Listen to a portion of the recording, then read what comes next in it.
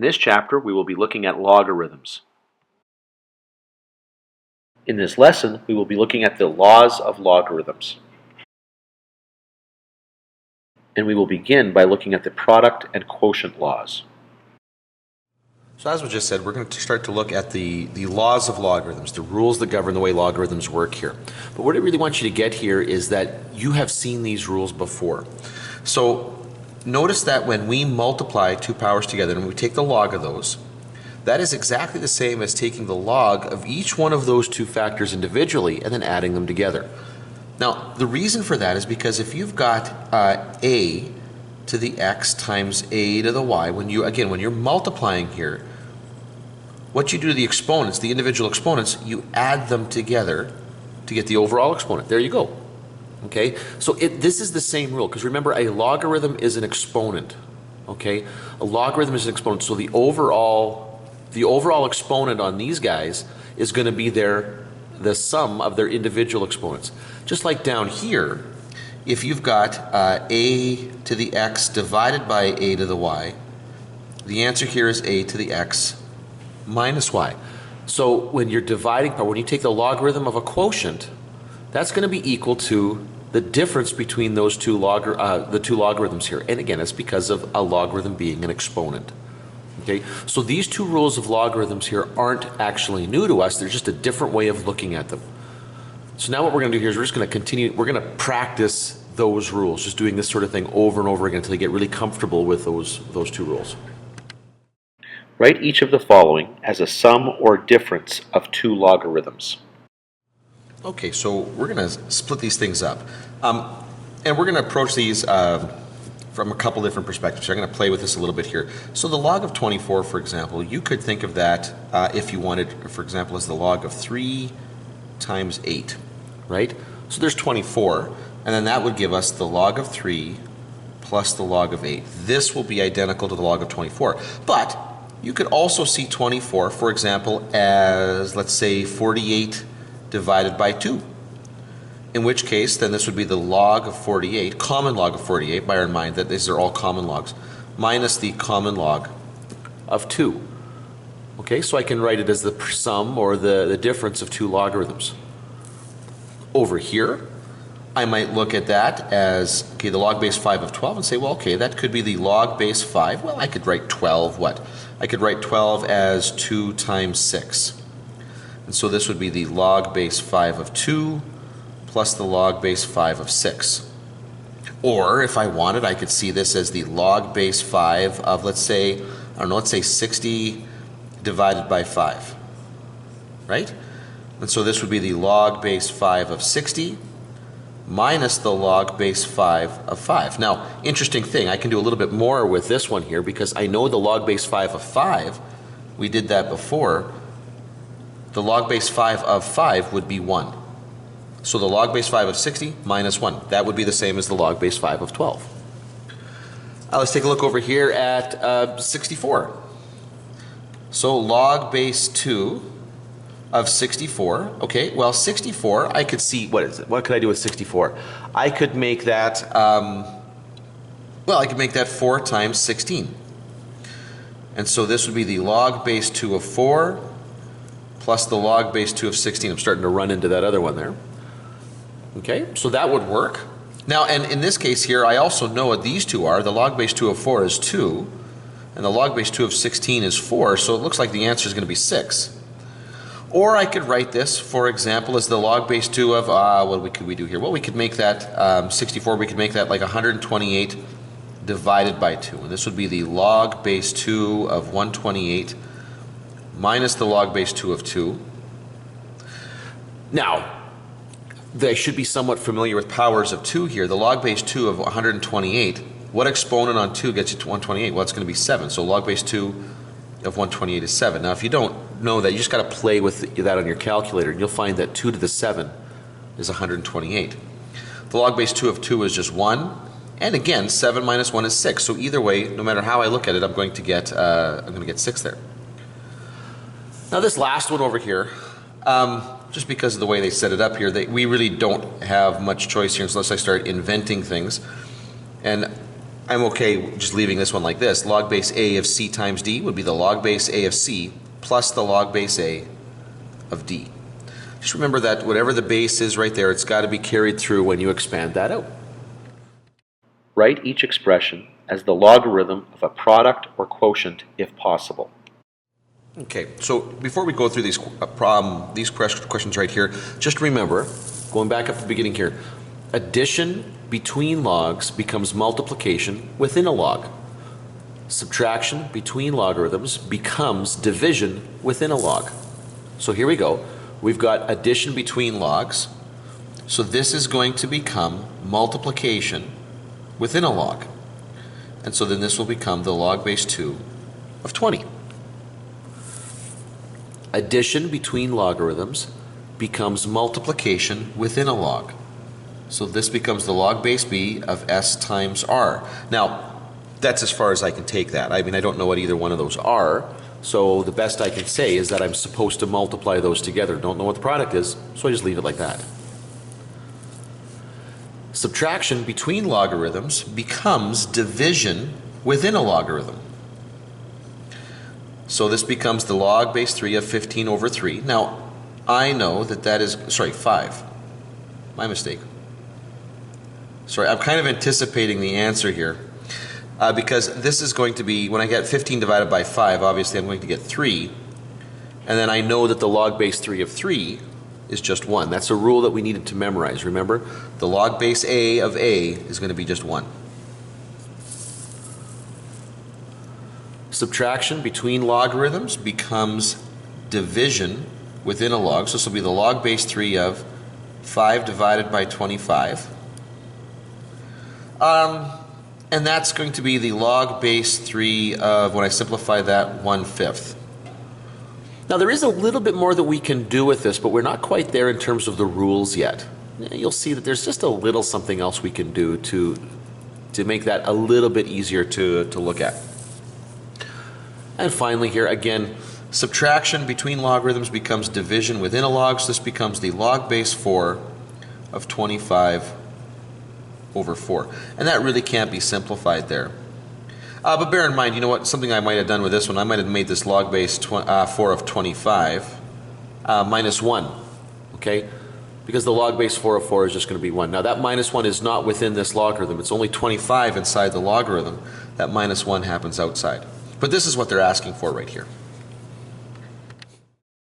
Write each expression as a single log. Evaluate where possible. Okay, this is basically the same as what we were just doing here, but this is going to get a little bit larger here, some of the questions here. Now, one of the things I should tell you right now, before we get too far into this, there's a little rule that I like to employ here. When you're trying to combine logarithms together, it's 2 steps, 1 log. Okay, 2 steps to 1 log. I shouldn't have to take more than 2 steps to get any expression like the ones that we're about to look at into 1 logarithm here. And I'll explain this in just a little bit here, and you'll see where I'm going with this.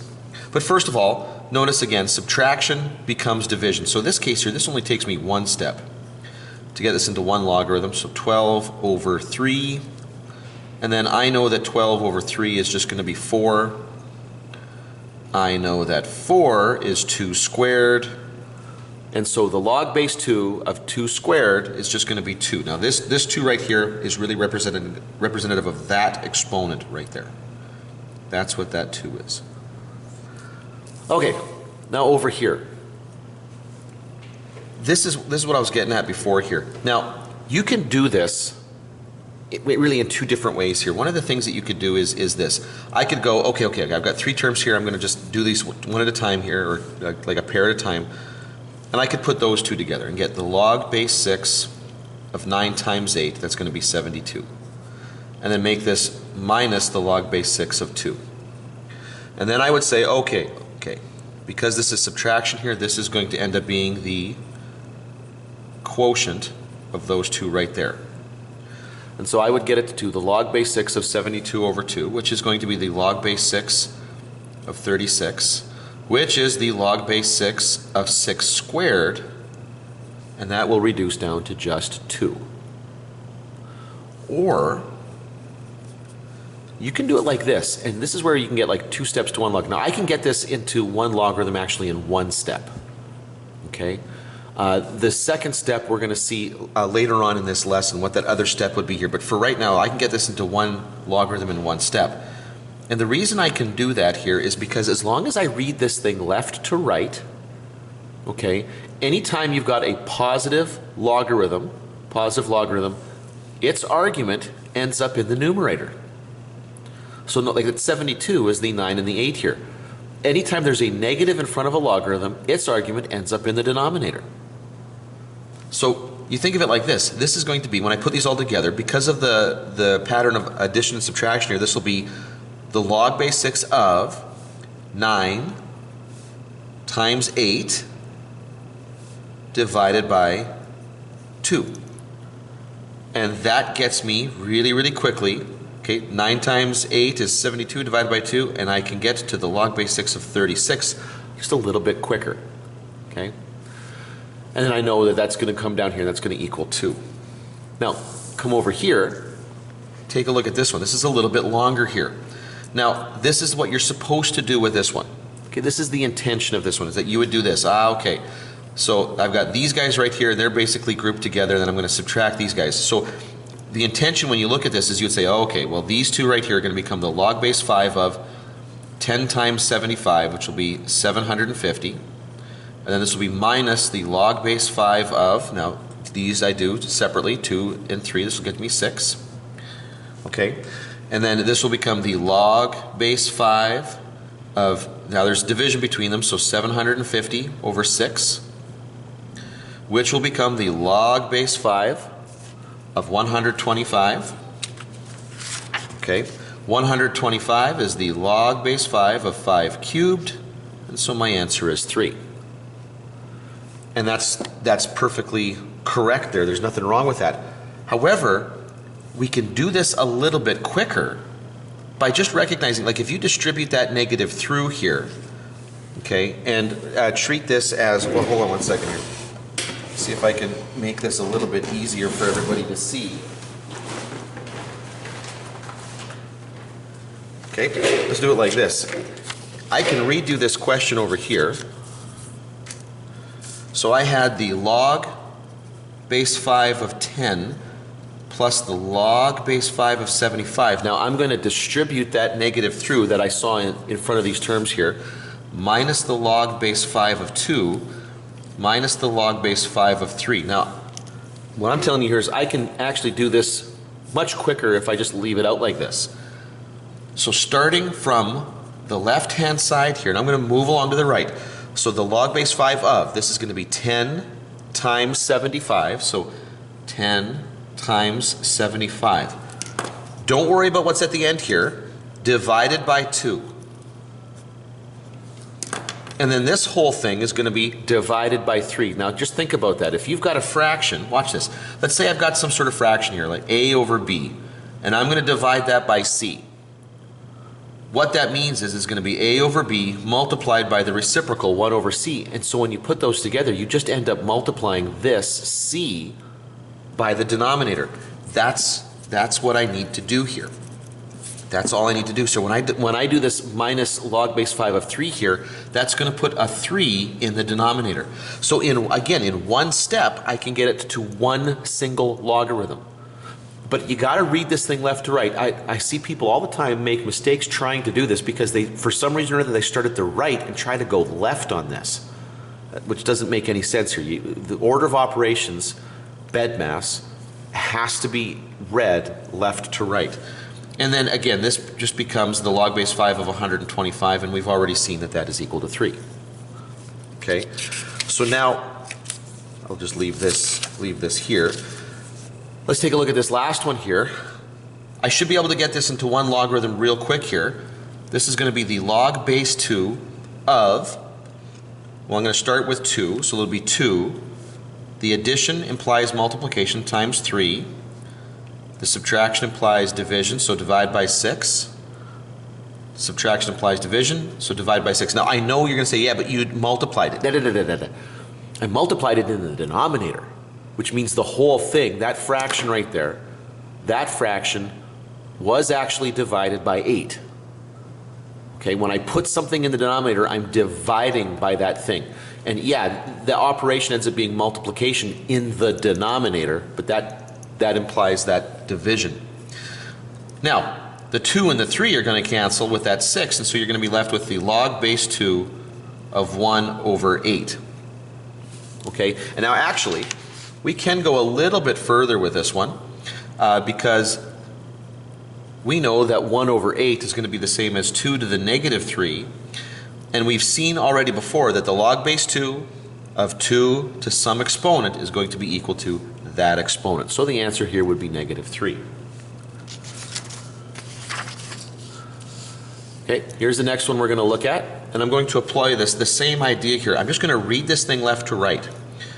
So this becomes the log base 2 of, well, the first term is positive, that ends up in the numerator, x in the numerator, multiplied by 2x, divided by x squared, divided by y. Okay, so now I've got this x times x over x squared. Well, it's kind of interesting. So I'm going to be left with the log base 2 of the x's all cancel.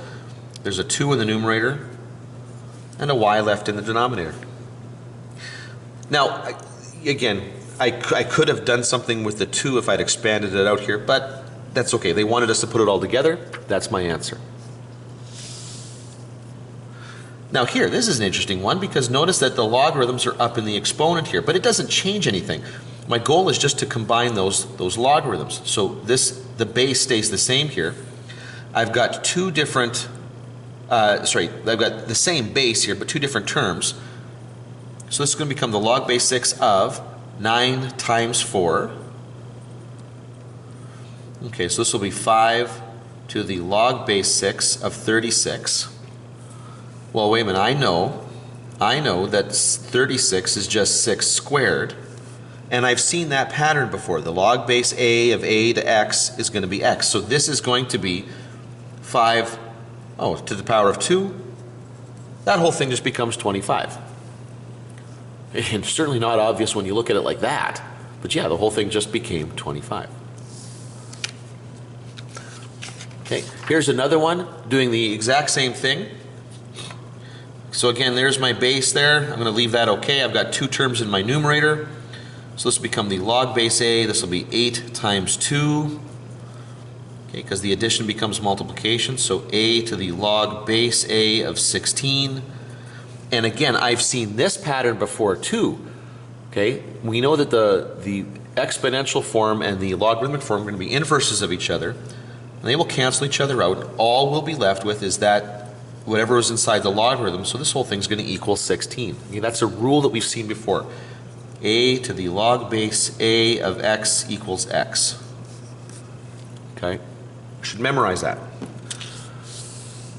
And then over here, finally, I've got addition in between these two. And actually, the only reason this one's here is just to have us use that fraction there. This will be the log base 3 of, well, okay, 18 times 3 over 2. I can divide the 18 by 2 to get 9. 9 times 3 is going to be 27. And I can see a connection between 27 and the base there already. This will be the log base 3 of 3 cubed, and that will equal 3. Remember, it's that exponent that equals, because the base of the log is the same as the base of that power. It's the exponent that just pops out. And there you go. And now we'll take a look at the power law. Now, this final law that we're going to look at in this lesson is called the power law. And again, it's related to laws of exponents that you already know. For example, you know that if you've got a to the x to the power of y, okay, to the exponent y I should say, this is the same as a to the xy. What you do is you multiply those together. So just same sort of thing here. If you've got an exponent on something that is already a power, that's okay, we got to assume m is a power, then the result is we're just going to multiply, and we can bring that n out front and multiply it by just the logarithm of that power. Because remember, a logarithm is an exponent. Like log base a of m is an exponent. And so when I'm raising that power to an exponent, I'm just going to multiply those two exponents together. Anyway, so let's have a look at some questions here, and hopefully this will make sense by the time we're done. Evaluate the following without a calculator. Okay, here we go. So we're going to evaluate these things, but we're not going to need a calculator for this because we've got these rules now. Now, right here, I've got log base 4 of 16 to the 12. Now, the rule tells me I can bring that 12 out front. And actually, that's a huge, huge step forward here because I would not be able to do 16 to the 12 without a calculator, not quickly at least. But now I know log base 4 of 16, well, 16 is just 4 squared, and I know this pattern, log base 4 of 4 to the 2 is going to be equal to that exponent 2. So this will be 12 times 2, or 24. Whoops, 24. Good. Let's try this one. Again, 10 to the 21, man, that's going to be a big number, but I know that when there's an exponent in there, I can bring that out front. So this will be 21 times the common log of 10. And actually, this one's even nicer because I know that the common log of 10, when I've got log base a of a, the result is 1. So really, this log of 10 is just going to be 1. And 1 times 21 is just going to be 21. Right. I can bring that 2 down. And so this is going to be equal to 2 times the log base 5 of 25. But I can see that there's a relationship between the 25 and the base 5 here. So this will be 2 log base 5 of 5 squared. And I know, okay, again, I know because I've seen this rule before, you know, if you've got the log base a of a to the x, the answer is x. So I know that this logarithm here is going to be equal to 2, because it's log base 5 of 5 to the exponent. So this will become 2, that logarithm there will become 2, and so my answer is just going to be 4. Okay, now here, I should probably do a little bit of work here. Actually, you know what? This one is one of those things where you could do this a couple of different ways, but probably combining this together, like if you did the subtraction there, you might not actually see this as quickly. Bring down the 3, okay, because that's what the power rule just tells me to do. Now look at this. 3 log of x minus 3 log of x, well, it's just 0. That's the exact same term, and I'm just subtracting it from itself here. Now, here's an interesting question because this one actually requires us to go backwards. Okay? Instead of me evaluating what the log base 2 of 16 is and the log base 2 of 8 is, which I can do, by the way, I can do that pretty quickly. What if you brought that 1/2 up? Because that's what the rule basically says here. I can go back and forth on this one. So maybe I can take that n and move it up. Now let's just see what that does. This is not the only way to do this problem, but I think it's worth looking at. Okay, 16 to the 1/2 is 4. That's the square root of 16. 8 to the 1/3 is 2. Now I know that 4 is 2 squared. And here I've got the log base 2 of 2. I know that that's going to go to 1. I've seen that pattern before. And here I know that that's going to be equal to 2. And that 2, the exponent up there, when those two are the same, the base of the log and the base of the power are the same, it's going to be equal to the exponent. And so 2 minus 1 is just 1.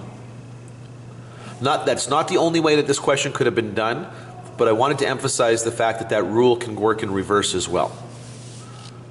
Okay. And actually I'm going to do the same thing here, because this is a common log. I don't know the common log of 5. I don't know the common log of 2. But watch what I can do here. I can bring that 2 up and make this the common log of 5 squared.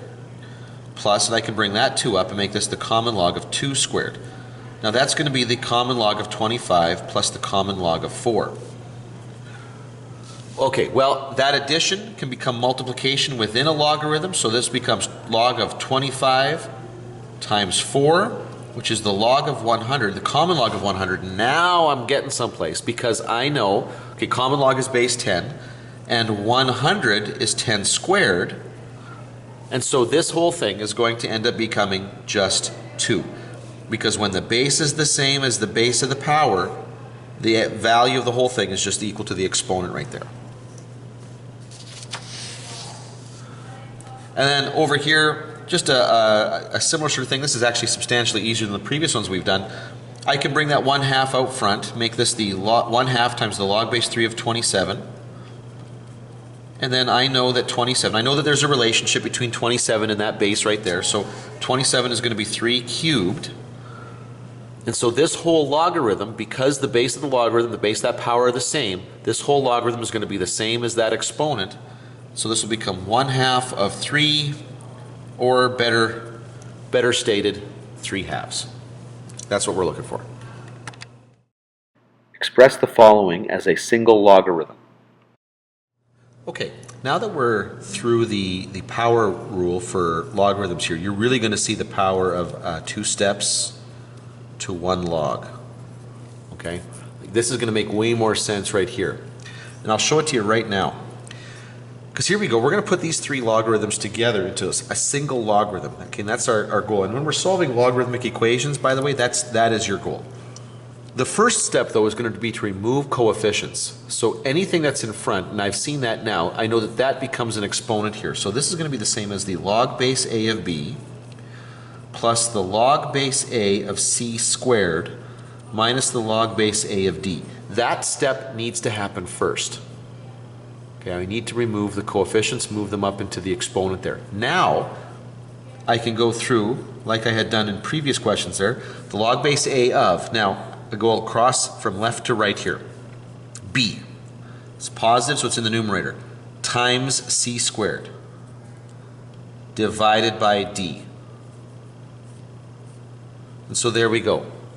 Took 2 steps and I got it down to 1 logarithm. Log base a of bc squared divided by d.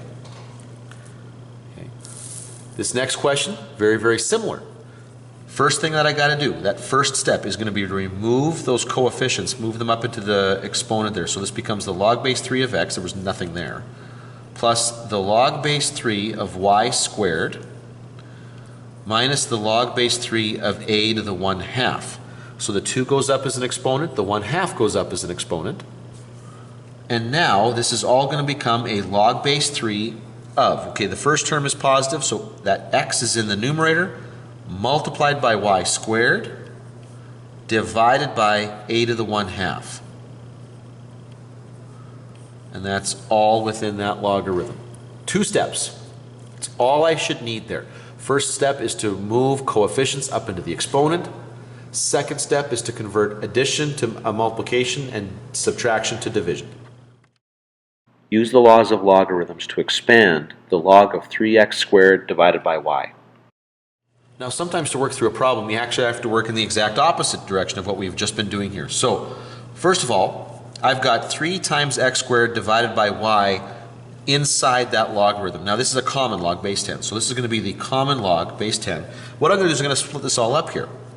So, and I'm going to work across the top and across the bottom here. So 3, okay, is then that 3 is multiplied by x squared. So this will be the log of 3 multiplied by the log of x squared. And then that's divided by y, so this will become minus the log, common log of y. Now, granted, I've separated that all out here, but I really want to take this as far as I can, and that means bringing any exponents down.